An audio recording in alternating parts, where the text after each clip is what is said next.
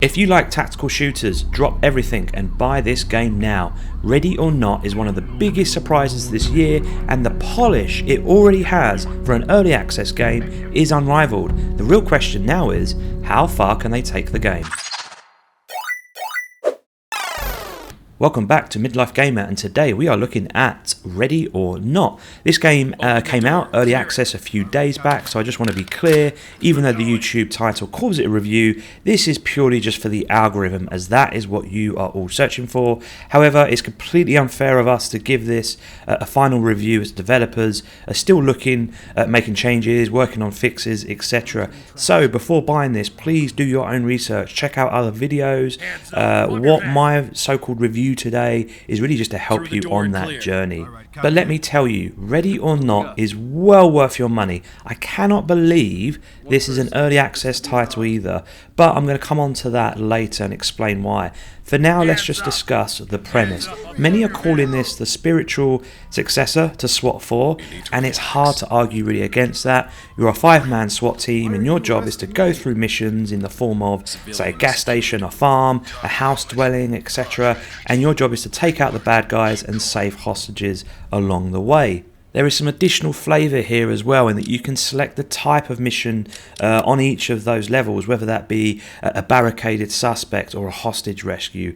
It starts you out at the police station, which kind of acts as the hub, and here you can go through and mod your team, your character in the form of weaponry, gun attachments and equipment. Straight up, I've only played this on single player and I'm having a blast. But really the idea here is to play online and with your mates. I can only imagine the fun you have playing as a group of 5 if you're all on the same wavelength. And communication is absolutely key, because this game is rock solid hard. Imagine Rainbow Six on steroids.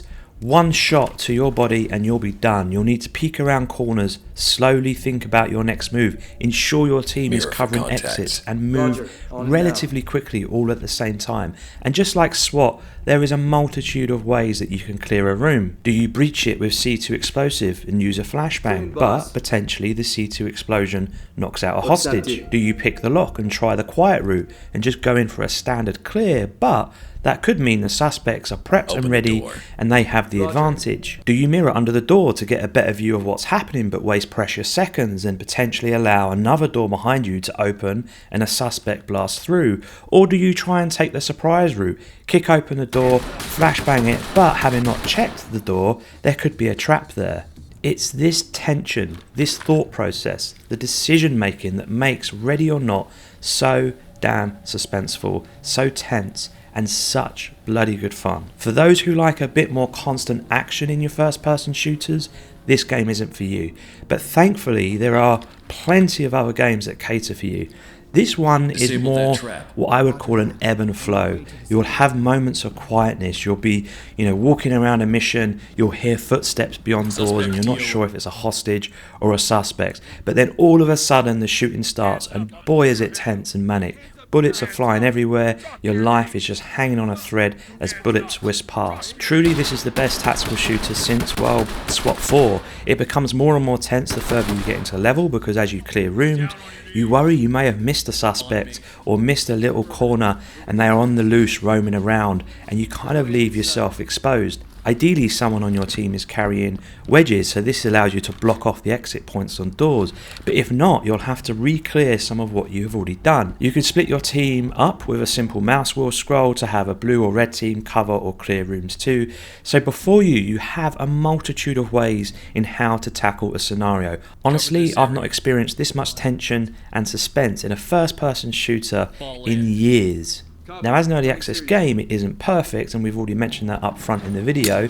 There are bugs along the way, but nothing that is game breaking. Sometimes the pathing of your team can be a little wonky, sometimes they will get stuck behind the door unless you close it for them, or you'll hear some strange sounds as suspects die and they'll kind of be falling down a never-ending staircase, so to speak. But these are all fixable, and as a good community we are always report the bugs. So you can see here that I've done exactly that, help the developers out. Nothing here though, like I say, is game breaking, and I've yet to have a crash to desktop or anything that's really ruined my game. If I could throw one criticism at the game as of today, it would be for Void Interactive to truly make this a game of their own. Now, hear me out. This is still early on in development. I'm sure there's a roadmap, and my future points that I state here on in are completely subjective. So it's just something I just want to say because I believe this has huge potential. Firstly, for me, it's a carbon copy of SWAT, and that's not a bad thing. In fact, that's what a lot of tactical shooters fans have been waiting for. I absolutely am one of them. I played all the SWATs, loved them to death. So for me, Ready or Not really is the game that I've been craving for years. But here are some of the things that they could include. I'd like a kind of a sniper green or red situation. I'd love to have that radio chatter from snipers telling you the movement of suspects and hostages as you're going through rooms, giving you that feedback and whether they should go ahead and shoot or not. Here's the thing, when you're going through levels, you really do feel like your 5-man team is completely alone, and obviously in real life that wouldn't be the case, and I know that they're going for something a bit more realistic here, so I'd love to have a bit more feedback in the radio chatter. Secondly, the sounds at present don't seem to set off the suspects nearby. It would be great to have some more dynamic set pieces here, that when you blast open a door, the suspect panics and either goes on a rampage or simply surrenders before you even enter the room. Speaking of which, entry and exit points at the beginning of each level would be great in terms of a selection, or at least giving you some background as to where you are. At the moment, there's kind of no story to each level, and it would be great to have that build up and that tactical awareness. You kind of just start up at the beginning of a level. But like I say, that's early access. Hopefully that's something they can build in. And finally, hostages and suspects. When you restrain them, no problem there, but they get in the way. I'd love the option to be able to at least move them to the corner of a room. I've had a situation where a hostage got blasted because I simply handcuffed them in front of a door, and then the suspect started shooting through the door, straight in their head, gone. These are just some of the items that could be added. Like I say, as you can see, for an early access game, there's a lot that could be done here. But Jesus Christ, I mean, for an early access game, this is incredible. There is more game here than many other shooters. The polish is in fact really high, even with those aforementioned bugs that were stated earlier. And graphically, holy cow people, I cannot believe how well optimized this game already is. Once I got my settings to where I wanted them, I didn't see a frame drop once. The lighting is superb, with the flashlight of guns poking through the darkness, or indeed the dark rooms themselves providing suspects with the coverage that they need. The rain effects shimmer on the floor and on your gun. They add atmosphere. Materials look and feel as they should. The movement of the guns, the animations of the firing, it all combines to create authenticity, which clearly this is what they are going for. The graphics really are top notch, and for an early access game, I am super impressed. I'd like maybe to add a little bit more work on the animations of other characters, but other than that, it's really hard to fault this. Then we come on to the quite simply wonderful sound. What an amazing job Void Interactive have done here. Everything has a punch to it. It echoes and rings out throughout rooms. The chaos of shots being fired are truly frightening. The explosions of C2 going off shatter your headphones. They have absolutely nailed this in terms of the sound effects. Honestly, this is better than any gun sounds I've heard from the big hitters like EA or Activision. Then comes the yells of compliance from officers at suspect. It feels chaotic, intense, and rules have to be followed. You can't just shoot suspects unless you truly are in danger.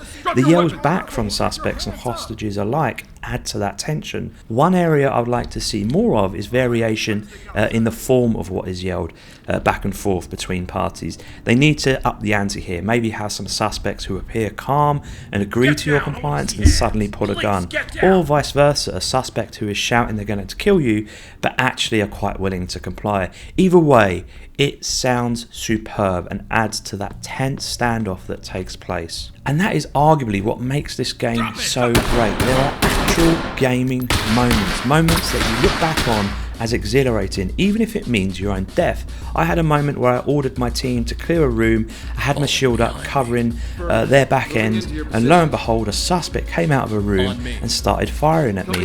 I took the suspect down, saved my team being wiped. but man was it tense, and what a wise tactical decision that was. On the flip side, I had a moment when I entered a room and saw what I thought was a harmless maid. She pulls a gun on me and shoots me dead. Brilliant. My best moment came though when I discovered I could stack and execute commands. I had one room filled with 2 suspects and a hostage. Also though, it had 2 entry points, so I set both my red and blue team to their own door and had them C2 and flashbang at exactly the same time. Result was 2 suspects dead and 1 saved hostage. It was a total adrenaline rush, and you'll be filled with gaming moments like this time and time again. So is it worth the $40? It really depends on what type of game you like, but if you like tactical shooters, then no question at all, this is worth the price, even in this early stage. Now yes, it has 5 to 6 levels as of now, so it might feel a bit light, but you're going to have hours of fun based on those levels, simply because each level is random generated in terms of the placement of suspects and hostages. And let's not forget, this is early access, so I'm hoping with the money that they now have coming in, they can start to implement even more features and levels as we go through. In a year's time, this may look a very different game, hopefully twice as big. Ready or Not is one of the biggest surprises of the year for me, and here we are in December talking about a big surprise, but it's well worth a look. Void Interactive, you deserve a lot of credit here, and I can't wait to see what you add in the future. Thanks for listening, and catch up with you guys soon.